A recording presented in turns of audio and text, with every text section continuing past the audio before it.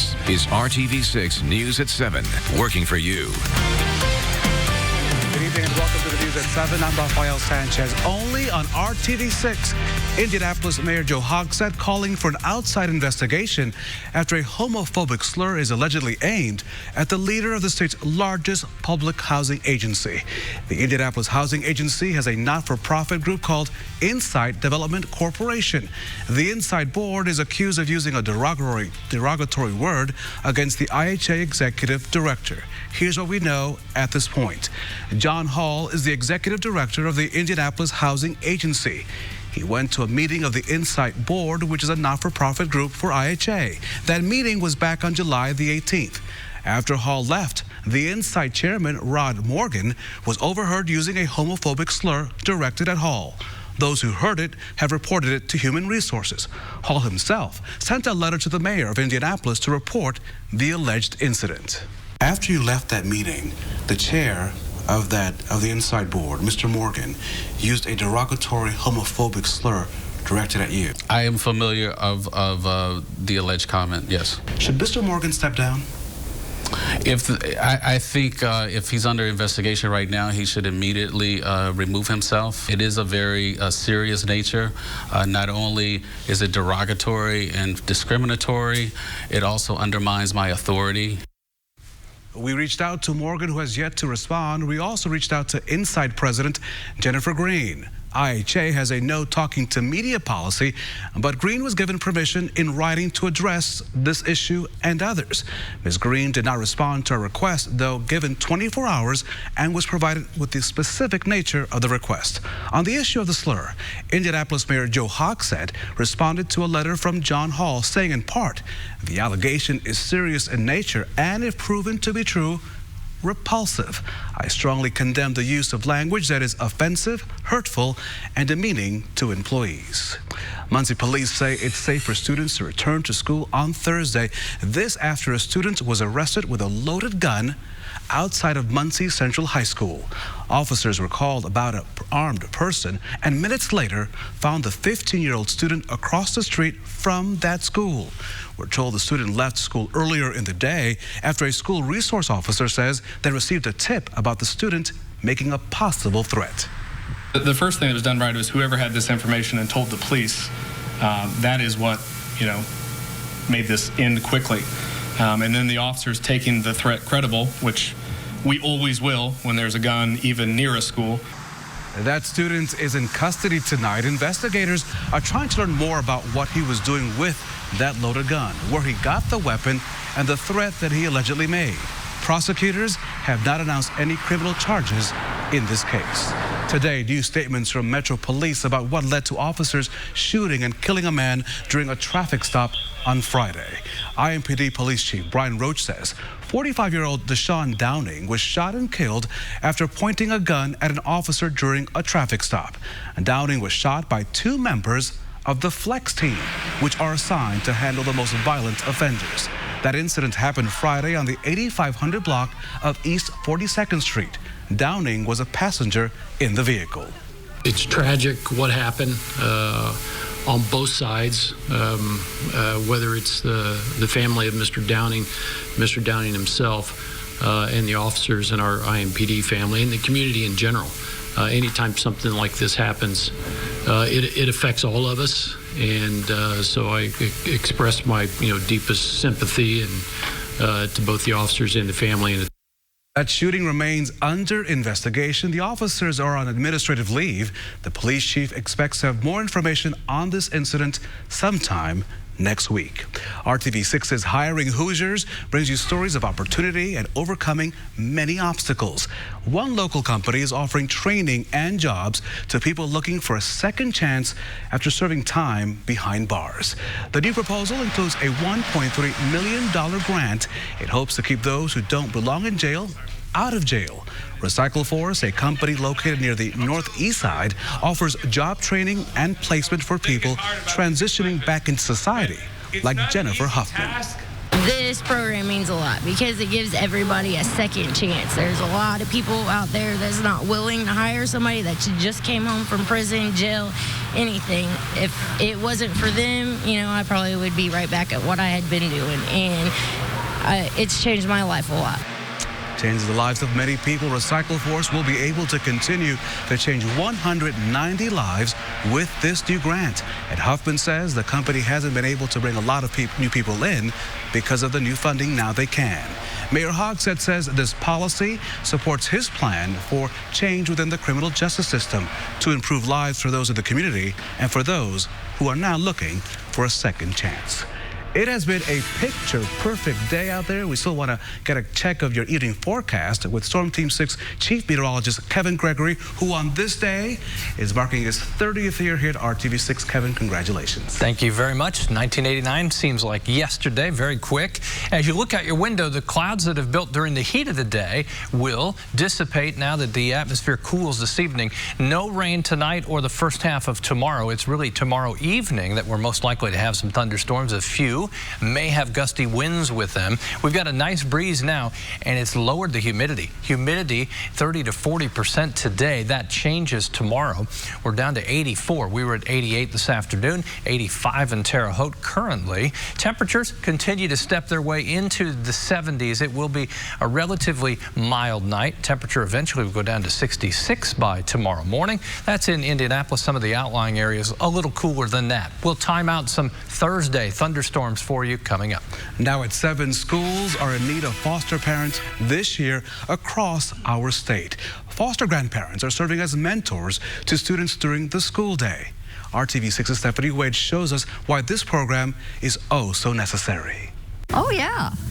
Oh, I've got I think 8 grandchildren and 6 or I can't remember how many great-grandchildren. Though Beverly Hargett has plenty grandchildren of her own, each year she gains about 20 more through the foster grandparent program. About 4 hours a day, 3 to 4 times a week, these grandparents serve as one-on-one mentors to children. Sometimes I have a bad day and Grandma helps me cheer me up. Like today, I read a book with her. And it made you feel better? Yeah. If you haven't heard of the foster grandparent program before, people 55 and older can apply. They go through training and local, state, and federal background checks. Not only does this give senior citizens something to do and keep people who are generally lower income engaged in their community, but it's an extra support system for any child who might be struggling.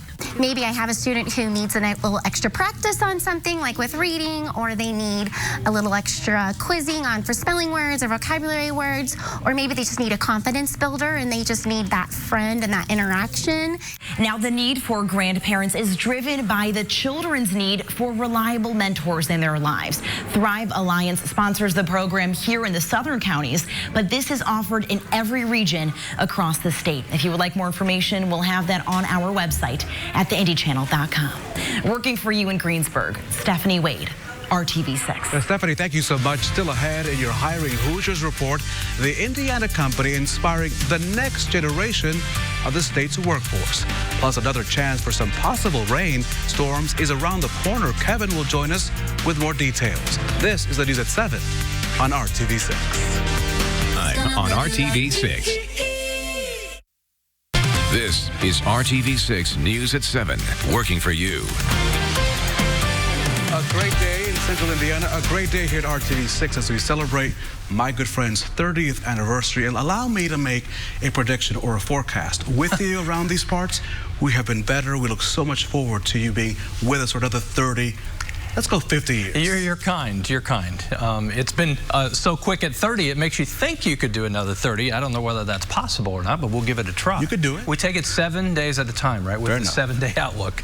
All right, temperature in the upper 80s today with very low humidity. That made it enjoyable. Humidity will come back during the day tomorrow. That will increase our chance for showers and thunderstorms. Hopefully you're having a good evening. 85 in Bedford, 85 in Terre Haute. Indy, 1 degree cooler. Any clouds that you see out your window will fade away tonight. The sky will be clear. The wind relatively light, 5 miles per hour generally speaking, and that'll allow the temperatures to drop off into the mid-60s. Tomorrow, best chance for showers and thunderstorms in that 4 to about 9 p.m. window. Dry for the weekend with just a slight chance of a shower or thunderstorm Sunday, and by slight, I'd say 20% chance. Flip it around, 80% chance you'll stay dry. As you look at the forecast for tomorrow, hourly planner, lots of sunshine in the morning.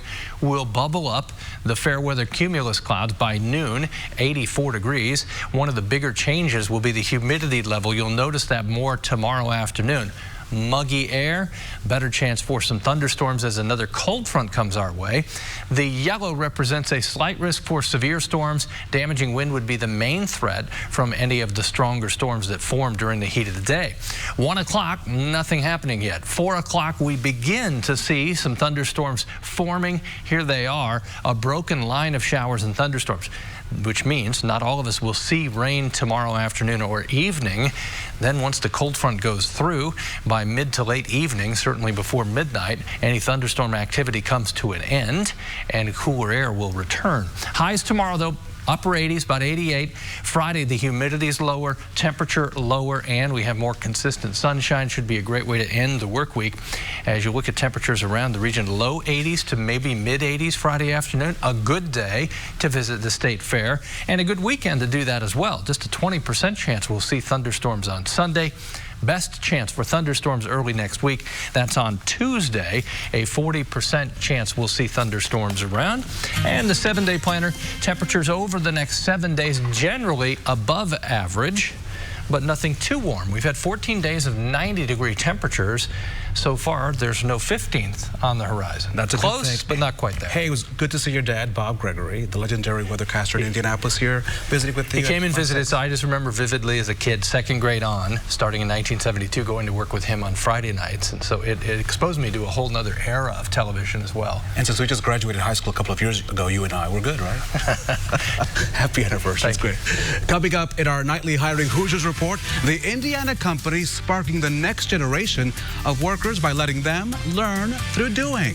Plus a program providing students with everything they need to start their careers in a beautiful way. That's all ahead in Hiring Hoosiers right here on RTV6.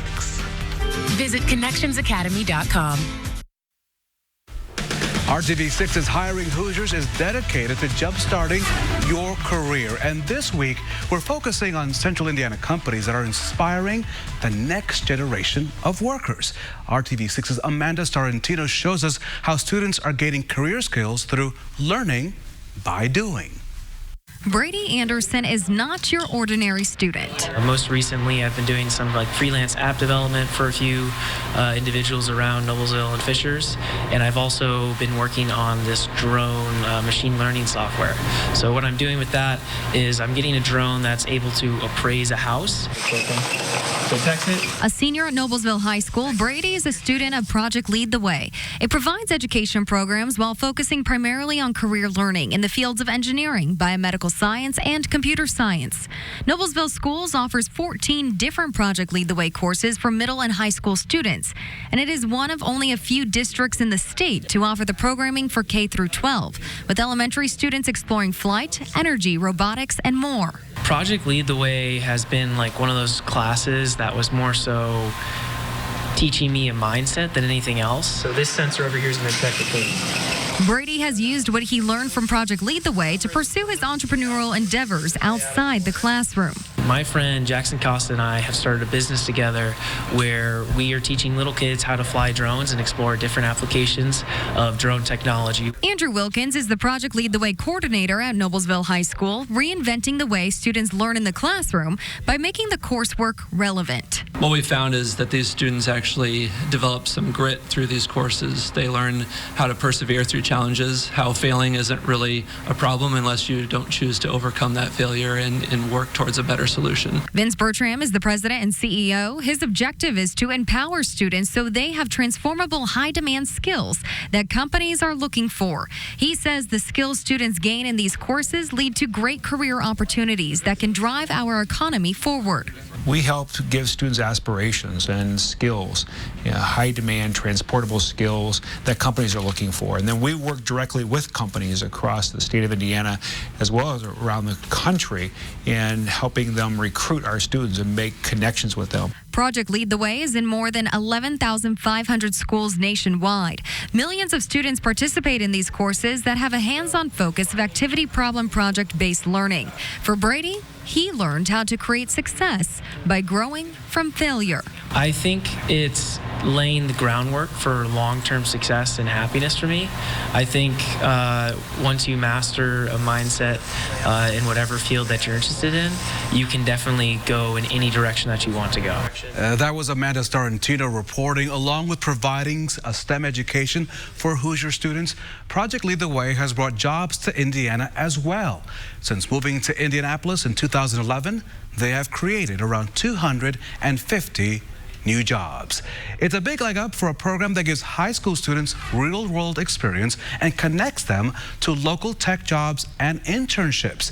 A $100,000 grant from J.P. Morgan Chase Bank is funding the launch of IUPUI's Informatics Diversity Enhanced Workforce Youth Internship Program. Now, this initiative offers educational and career support to underserved students, helping them get ready for the IT jobs of the future. No matter what industry or career you want to pursue, RTV6, every day we are telling stories of people finding their own path. Today we're looking at how students are learning about all things beauty at the Walker Career Center. RTV6's Erin Lish takes us on their journey from classroom to career. Manicures, facials, and a new hairdo. It's all done by students like Olivia Clayton at the Walker Career Center. I learned the correct way to do stuff and not just how I feel like it's right. They're learning all aspects of the beauty industry taught by their instructors. Some of them have situations in their life where they need to go right out and start a career. And this is a perfect opportunity for them to do so. So what are their plans? My sister is opening a salon, and I'm planning to work there with her. I want to go to college to get my business degree so then I can own my own salon. Along with school, they're in the salon at least 4 hours a day, working with real clients to hone their craft and build communication skills. Because you get to meet other people and talk to them and find their interests and stuff. Once finishing their 2-year program, they get their cosmetology license, saving them thousands of dollars. Here they spend around $650, $700. Which students like Olivia appreciate. I don't got $25,000 to spend a year going to a beauty school, so it's really convenient that I can do it while going to school and graduate through this. And while this takes place at Warren Central, that was Erin Lish reporting, students across neighboring Hancock County can also enroll in this beauty school program. Happening tomorrow, it is the 10th annual Central Indiana Job Fair, and U.S. Representative Andre Carson is hosting along with Ivy Tech Community College. Carson says with 130 companies attending, there's an opportunity for everyone. Excited about hiring Hoosiers who are looking for a change of environment, who are looking for managerial opportunities, who are looking for part-time work, who are just looking for a job, period. So let's get to those details. The Central Indiana Job Fair happens from 10 to 2 tomorrow at the Ivy Tech Culinary and Conference Center on North Meridian Street. Organizers say more than 60% of those employers offer tuition benefits, and many are open to hiring ex-offenders. The event is free, and it's also open to the public. To get more information on any of the jobs and resources we just talked about and we featured, just head to our website, hiringhoosiers.com. You're watching the news at 7 right here on RTV6. At Ross, yes for less. The celebration continues here at RTV6 today. Today's a big day for us at Channel 6. It's Chief Meteorologist Kevin Gregory's 30th anniversary at RTV6. 30 years and, of course, counting. Kevin arrived on August the 7th, 1989 to the station less than 2.5 years after graduating from Purdue. During his career here, he's proved not only to be a talented meteorologist, but also a program host. He's won Emmy Awards for his work bringing you the weather and for his work on the children's program at the zoo. The producers here at Channel 6 also appreciate Kevin's ability to fill whatever time is needed during a broadcast. Sometimes they need him to go short. Sometimes he fills a lot of time because we need it. Sports Director Dave First also appreciates Kevin's timing abilities. Take a look. So I've been fortunate enough to win a couple of Emmys. Okay, there's a couple. There's some say 21, but I don't. Who's counting? And a couple of times, Kevin has been the one who has accepted the Emmys on my behalf. His line is, none of these Emmys would be possible if I had gone long in weather. And he's right. Thanks for sticking to the time, Kevin. My mantle appreciates it. Happy 30th anniversary, and you have 30 seconds to go. You know what's funny is that anywhere around the country, weather than sports. So every successful sportscaster has the weatherman to thank. Yeah? You're a good guy. Happy anniversary. We'll see you tonight at 11. Good night.